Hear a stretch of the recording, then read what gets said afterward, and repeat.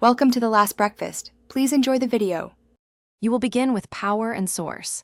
First, verify the outlet and surge protector are live. You should see a steady indicator light. Next, make sure the TV is on the correct input and that HDMI cables are fully seated.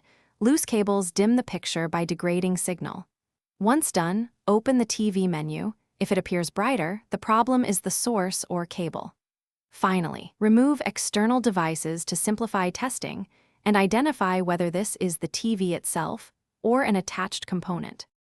Now focus on internal controls and diagnostics.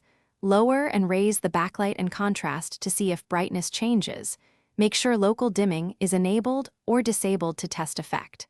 Run the TV's built-in picture test or service diagnostic pattern to check uniformity. Power cycle the unit by unplugging for 5 to 10 minutes to reset boards.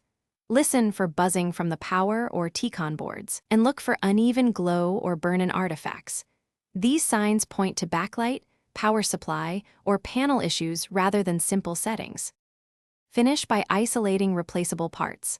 Start with a known good input source and HDMI cable. If brightness improves, stop there.